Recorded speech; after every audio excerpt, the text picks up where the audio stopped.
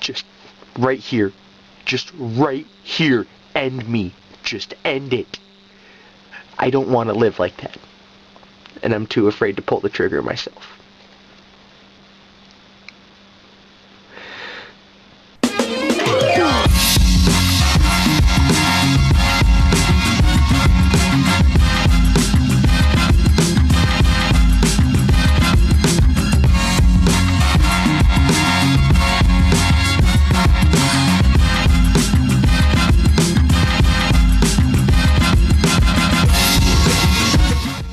It isn't often that you find a person who perfectly exemplifies everything you shouldn't be if you want to be successful not only in your career, but in your life as a whole. A person who has not only failed in almost every aspect of their life, but is also in denial of that obvious fact. It is rare to find such a person because most of us have found at least we have some sort of redeeming qualities. It is rare to find such a person because generally they do not gain an ounce of notoriety. But sometimes, by pure chance, being at the right place during the right time, a talentless hack can be catapulted into the limelight, and for a time, there is an illusion of success. And that is precisely what happened to Matt Jarbo. But that illusion of success is temporary, and they inevitably return to their life of abject mediocrity.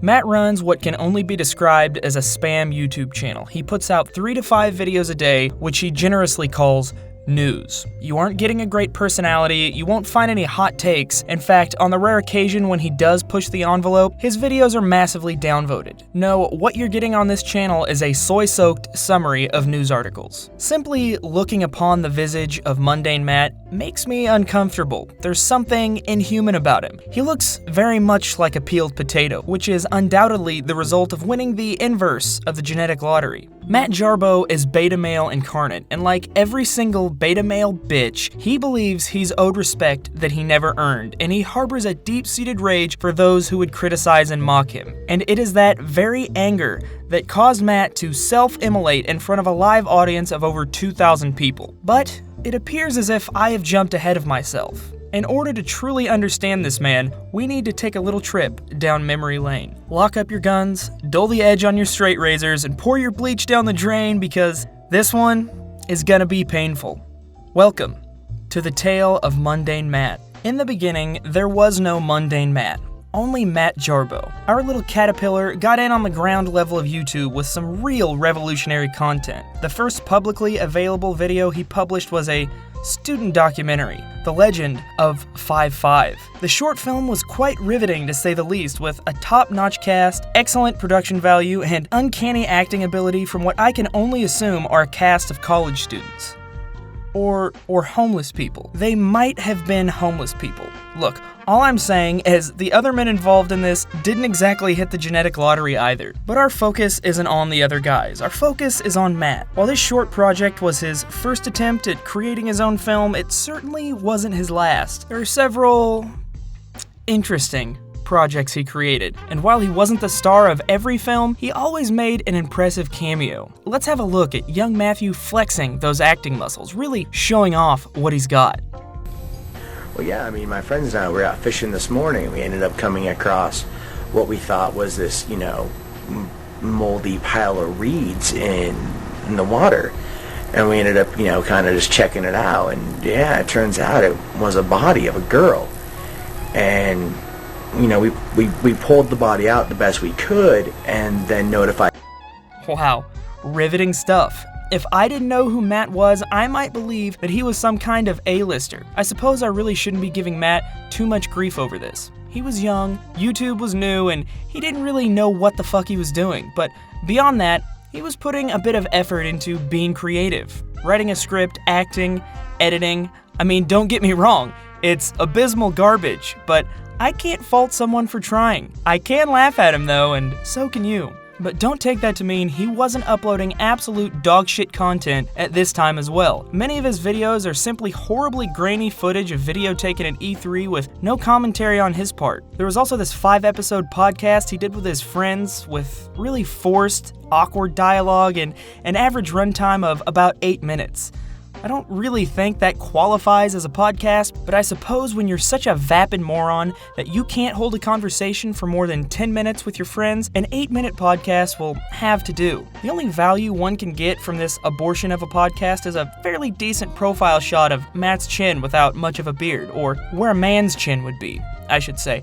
Much like his integrity, talent, skill, and creativity, his chin does not exist. There's a video of him singing a Tenacious D song because, of course, he would know every word to a Jack Black song. In it, we can see his hunched shoulders and aggressively large nipples poking through his shirt. He has several odd videos which are simply photo montages, but my personal favorite is a little rabbit hole called Monsters vs. Monsters in Action. This is a wonderful little rabbit hole I recommend you all go and check out. It appears as if Matt attempted to create his own playing card game. I'm not making this up, the website is still up, go check it out for yourself. Here is a description of the game on the front page of the site. Combining the simplicity of war with the exciting elements of a dice game, MVM allows players to play an addicting game where loss can be defeated with a lucky roll of a dice. Each deck is designed to be a 1 to 2 player experience. The characters from this game look like something a special needs child would draw, and the gameplay is fucking absurd. Each player draws a card from their deck and places it face up on the table. Then, each player rolls their dice, and the player with the highest roll wins. Look, I understand that I'm essentially reviewing the work of a low-functioning autistic man here, but holy fuck. If the winner is determined simply by the roll of a dice, the cards have no inherent value. They aren't necessary to play the game. He takes the time to have all of this art made, creates elaborate backstories for each of them, and instead of paying the extra penny to print on basic life points, he opts instead to make them decorations in a game of roll the dice. This is pathetic. It is lazy, and it's just one of the many examples of Matt failing miserably at everything he does. For a bit of comedic effect, let's read one of these monsters' profiles. Betty, monster type, Yeti.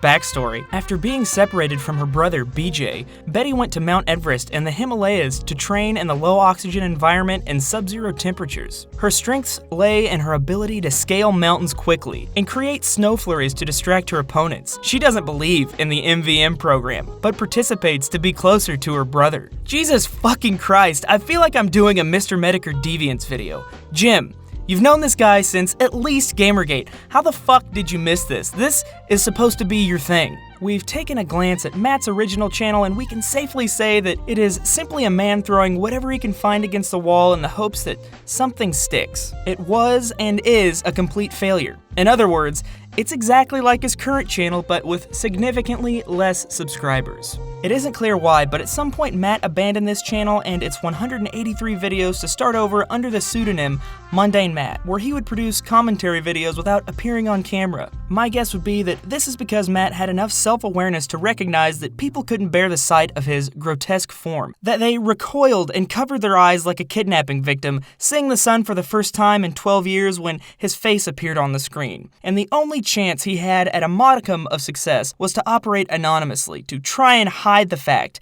that he is a soy-soaked monstrosity. His new channel was pretty similar to his old one. The quality of his content was god-awful, being recorded in his car on an iPhone. The channel is and was a mishmash of content with no real overarching theme. A video game review here, news there, Coney 2012 exposed videos, and a disturbing amount of videos covering Anita Sarkeesian. I get it. Anita is a shit person, pushing shit ideas. Everyone knows that. No one likes her. But how many fucking videos can you do about her before it starts to get creepy? I didn't get an exact count, but I would say he has upwards of 50 videos talking about Anita. Now, Matt does have a tendency to talk a particular subject into the ground if one of the videos on it garners any traction. But I can't tell if that is the reason he talks about her so much, or if it's his extreme irrational hatred for women, as is common to all soy-filled cucks. I'm leaning towards the latter based on this video. In it, we get a rather prescient piece of information. She showcased one of my tweets. As you can see, it's in the top right-hand corner, and it says hashtag tropes versus women versus the internet, and the internet is finally striking back. Keep fighting, keep flagging. And of course, yes, I'm promoting people to flag her video. Yes, in 2013, Matt was advocating for a false flagging campaign against Anita Sarkeesian. Of course, no one called him out on this for the simple fact that no one was listening. This is pure speculation, but I would venture to guess that Matt's average viewer duration is right around 1 minute, and the people who do listen all the way through aren't really paying attention, because he doesn't provide any substance. On his best day, Matt is nothing more than background noise. I don't think anyone would even know about this little tidbit if it wasn't for the weaponized autism over at Kiwi Farms. Matt would continue to pump out video after video, gaining no real audience, relying on clickbait to get the occasional video to pass more than 5,000 views. It's quite obvious that he would go to either 4chan or Reddit, find a particular thread, and give a summary with no real insight, until one day he tripped and fell face first right into a jackpot. He covered the infamous Zoe post.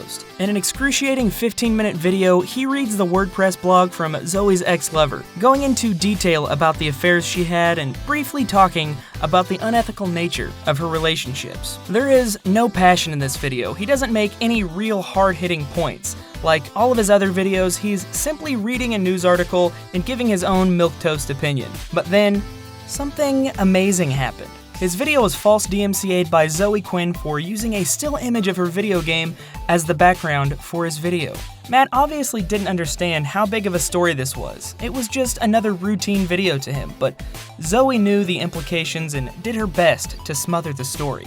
Because of this, Matt got a mention in a very famous video, a video that, to my understanding, essentially started Gamergate, episode 1 of the Internet Aristocrats' Quinspiracy Theory. Now, I was not around for Gamergate, so I only watched this video a month or so ago when I started researching MundaneMatt, but needless to say, there is quite a stark contrast between this video and the one Matt put out. It is full of righteous indignation about the mistreatment of the video game fans whose back this billion-dollar industry was built upon. It demonstrates the underhanded, incestuous nature of games journalists and how they are ruining the consumer experience, and moreover, it is a call to action that inspired people to put a stop to this behavior. I'm told the original video has around 1 million views, but I think we're all well aware that it is gone forever due to Jim's slightly autistic propensity for deleting his channels. Matt took the mention of his name in this video to mean that he played some key role in this massive movement, and as it grew, he began to believe that he was the cause of it. This simply doesn't follow logically. I'm of the mindset that if you are the person who makes a call to action,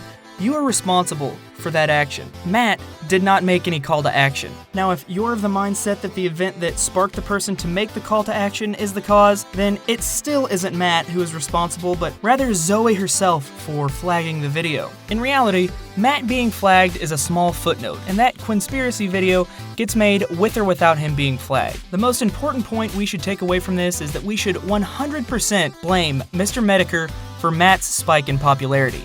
You fucked up big time, bucko. So Matt leverages Gamergate to grow his channel by spamming low-effort video after low-effort video about it, and constantly whining about not getting the credit he deserves. It's like all of these things. And then you've got, like, look at IA, for example. Everyone keeps looking at IA. IA has done 3 goddamn videos. That's it. That's it, right? You know, like the night before I left on my trip, I did a video about, like, why I'm a gamer. I was, again, trying to be passionate. Yeah, you were very motivational. Do that. Within 10 minutes of the video going out, 22 fucking dislikes and a bunch of comments on my Ask FM calling me a fucking sellout, calling me all these names, trying to stay relevant to the cause. And it's like, you want me to fucking defend you? You want me to fucking come out here and talk about this shit and fucking be on the Gamergate side? But if I do a video trying to keep people motivated, to keep their spirits up, because not a lot is really happening, because there's no centralized movement, there's no centralized voice, but yet you're going to insult me for it. And so when I say, all right, fine, maybe we need to change tactics and move on to something else because this isn't working, I'm going to get fucking a whole bunch of hate again. He really doesn't understand the basic concept of quality over quantity, and it is quite evident that he is simply in this to make money, which it turns out is a common theme amongst many of the talking heads involved, and is ultimately the downfall of the movement. This is one of the first examples of what I like to call the Jarbo effect. Simply put, everything he touches turns to shit. He's like some kind of bizarro King Midas, and we will see the Jarbo effect play out over and over again in this video until he finally uses it on himself in one of the most incredible meltdowns I've personally ever witnessed on this platform. Now, if we fast forward to just a year after Matt released the video covering the Zoe post, we find him in a bit of a predicament. He's been doxxed by an online trolling group. He finally reveals his face to the world, and everyone is simply shocked to see that he is an overweight, bitter dweeb in his mid-30s. Approximately 6 months after that, Matt is swatted. Now, based on what happened not a few months prior, who would you say is the most likely culprit to have swatted Matt? Yes, that is correct. Keemstar.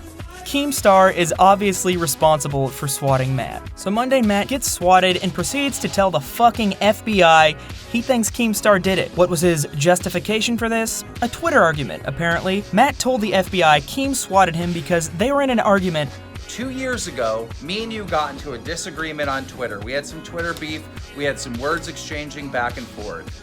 You ended up getting swatted, and you thought to yourself, oh, I can really get back at Keemstar. I'll just tell the police that he swatted me.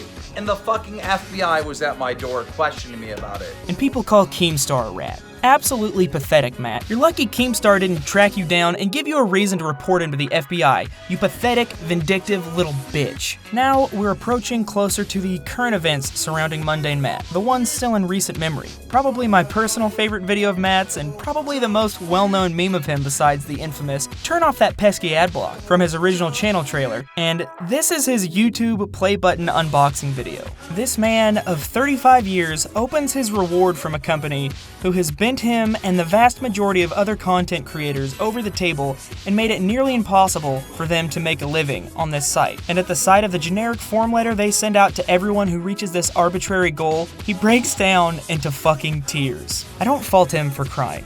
I really don't.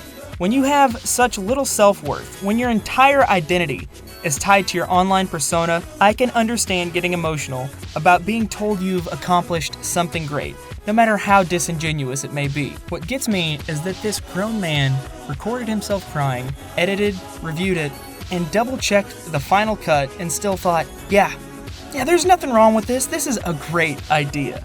I'm gonna call it right now. There's no way Matt had a strong male role model in his life. There is no way that any decent father could let their son grow up to think being an emotional wreck on camera for thousands of people to see is a positive thing. Later in the year, Matt found himself embroiled in yet another controversy, which is of course the Candid app shilling by the skeptic community. The Candid app was pitched as a free speech-friendly social media platform that used an AI to determine which statements were true and which were not. This little clique on YouTube, which pitched themselves as skeptics, as the ones who question everything in noble pursuit of the truth, accepted this premise and shilled this bullshit for anywhere from a few $100 to a few $1,000, signing a non-disparagement clause that lasted 2 years. The very people who have purportedly made their mission to champion freedom of speech will sell their own away for a few measly shekels. And yes, Matt was one of those who participated. Luckily, not everyone was so quick to sell out. Harmful Opinions made it his mission to find out the truth about this app. He discovered an obvious bias, whereas if you enter in the app, "kill all black people," the post will be flagged. But if you enter, "kill all white people," the post will go through just fine. He also revealed that the creators of the app were former Google employees and suggested that it might not be the best idea to help someone with ties to Google cultivate an AI that can recognize the type of speech you and your fan base use. What did these skeptics and our brave hero Matt do? They roundly ignored and even attacked him, most likely for pay, calling him a tinfoil hat-wearing conspiracy theorist. Everyone except Bering, of course, who helped him uncover much of this bullshit. Matt's video on Harmful, which is surprisingly still up, was downvoted into the dirt. As it turns out, Harmful was right about the suspect nature of this company. They eventually sold the AI back to Google, and it is most likely being implemented in demonetizing the videos of the spineless sellouts who shilled it, which is poetic justice as far as I'm concerned. And did any of these cunts who made a group effort to discredit Harmful Opinions ever apologize to him?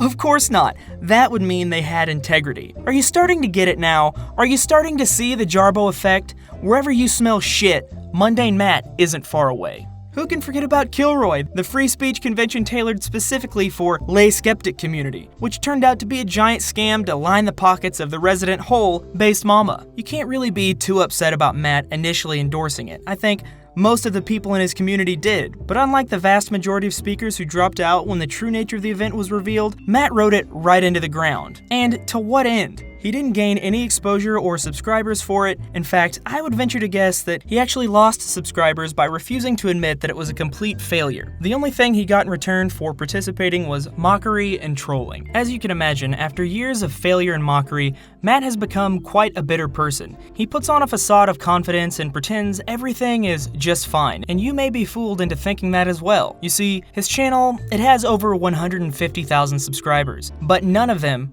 are loyal fans.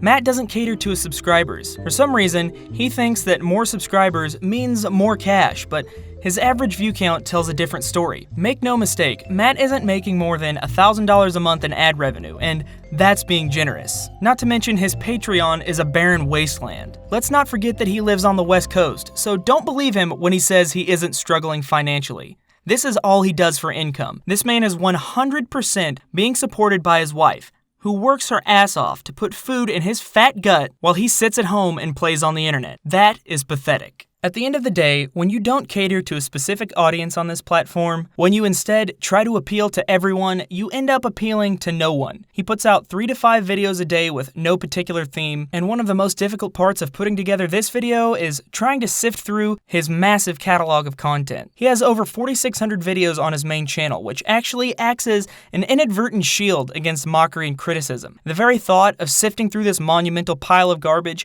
was incredibly daunting, which is why it took me over 2 months to finally make this video. And it was only thanks to the people behind the scenes who had been keeping tabs on him that it was possible for me to make this video. But I'm glad I waited until now to finally go through with it, because if I finished the video when I had initially started, the story wouldn't have been complete. For quite a while now, there has been speculation that Matt would flag videos that were critical of or mocked him. In 2017, he pulled down a meme by Nick Coleman, who got his hands on Matt's self-described feature-length film, which, let's be honest, is just 2 fat dipshits with a camcorder and too much time. He justified this by saying it would hurt his brand if someone Googled MundaneMatt and one of the results was MundaneMatt kills someone. Matt, you don't have a brand to defend. A bit ironic that someone who became popular after being silenced by DMCA is so quick to use it on others. But he will own up to that. After all, the clip wasn't fair use. It was a petty thing to do, but he did have the right to do it. The real issue was the fact that anytime someone uploaded a video mocking him or talked a little bit of shit about him on a stream, those videos would almost instantly get flagged down. The Morning Kumite, Failure in the Morning, Godwin's Son, Dame Pesos, Ethan Van Scriver, Maxwell Kimball all had their channel struck after poking fun at Matt. And some of these people stream for a living, and if your channel gets struck,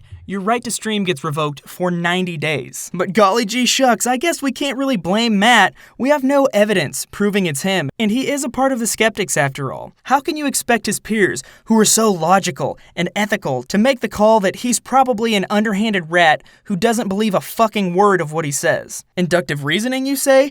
Don't be absurd. Here on YouTube, you can only call out someone if you have 100% definitive proof that they did what they are accused of. Well, it's a good thing that this water-headed dipshit went on the kill stream after their stream was struck down for playing one of Matt's deleted videos. Did he clear his name? Well, he sure didn't convince anyone on the stream of his innocence. Okay, this is some old dumb shit. I'm not going to deal with it tonight. I'm just going to put out my statement, go run this errand, pick up these boulders, do my shit, hang out with my kid, and then all of a sudden I get accused of this shit. So then I'm like, yeah, okay. but Matt, you like realize how fucking ridiculous what you're saying sounds like. I didn't flag the stream. I was out picking up boulders with my kid. Like, what are you saying? What the fuck is? Okay, one guy was saying that your kid's fucking dead. You know, and it's all like, look, I'm not going to fuck around with that shit. That shit's fucking stupid. You want to come after me? Come after me. My kid did nothing. She's 8 months old. She can't even fucking crawl. Matt, look. Where was that? I was with my kid all day, man. I was picking rocks all day, man. People are threatening me and my family, man. Cry me a fucking river, Matt. Nut up or get off the internet. People don't care enough about you to do anything to you in real life. You're a literal fucking nobody. He almost got away again. He almost managed to lie to a panel of 7 people for nearly 2 hours. But at the last minute, Ralph's co-host, Zidane, informed Matt that he could actually pull up his report history and prove his innocence. There's a way you can show your reporting history on YouTube. I'll link it in the chat. So if you didn't do it, they should have nothing in it, correct? Oh, the plot thickens. Uh-huh. No, hold on. I'm reading the article you sent. Yeah, I know what he's talking about. At least I think I know what he's talking about. There are ways you can show that.